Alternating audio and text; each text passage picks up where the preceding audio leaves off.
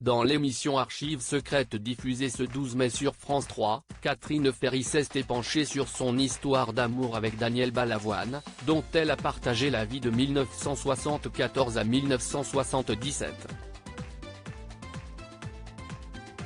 Et apparemment, la participation très réussie de la chanteuse à l'Eurovision 1976 n'est pas pour rien dans leur rupture.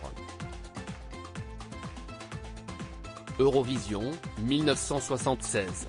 Catherine Ferry interprète sa chanson 1, 2, 3.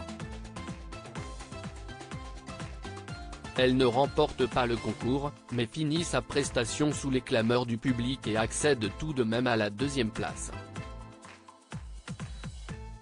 À la suite de cette performance exceptionnelle, la notoriété de la chanteuse explose. Malheureusement, en coulisses, ce succès a eu des conséquences dramatiques sur la vie amoureuse de la jeune femme. Il a notamment provoqué la fin de sa relation avec Daniel Balavoine. Les deux tourtereaux ont partagé leur vie entre 1974 et 1977.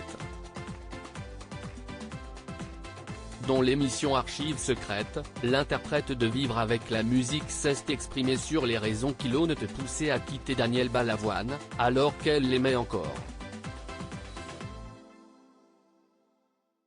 Daniel Balavoine et Catherine Ferry, pauvres mais heureux en amour à leur début à cette époque, on vivait d'amour et d'eau fraîche. On était très pauvres, mais ce n'était pas important. On était heureux.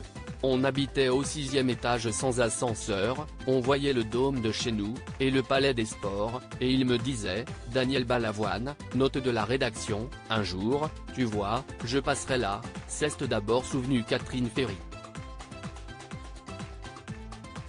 Mais avant cela, le chanteur doit faire ses preuves. À l'époque, le succès n'est pas encore au rendez-vous. Tous ces titres passent inaperçus.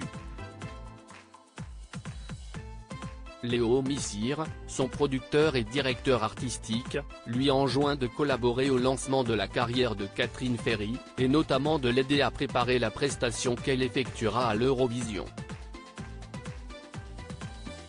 Un défi un peu dur à relever pour l'ambitieux chanteur. Catherine Ferry à propos de Balavoine, j'allais en tournée, et il ne voulait pas venir lors du concours de 1976, Catherine Ferry termine à la 2e place de la compétition parmi les 18 pays représentés. Daniel Balavoine, présent dans les chœurs lors de la compétition, mais pas au devant de la scène comme il l'aurait souhaité, vit très mal ce succès. L'interprète de Bonjour, Bonjour s'est souvenu de leur retour à Paris, on avait fait une fête chez mes parents.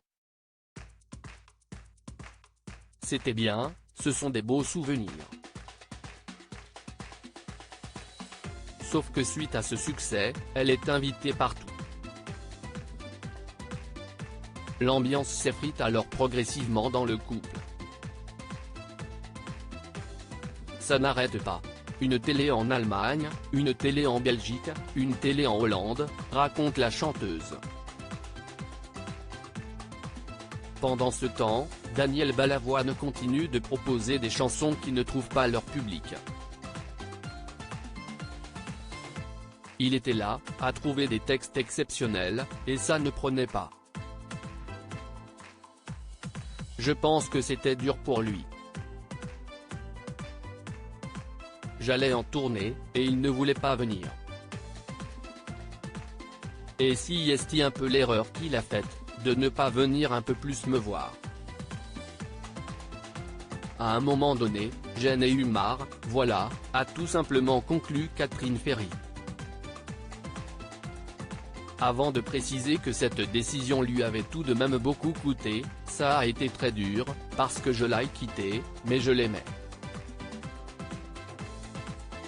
Article écrit en collaboration avec 6 médias à lire aussi. Patrick Juvet revient sur les caprices de son choriste Daniel Balavoine, il me disait que je chantais de la M.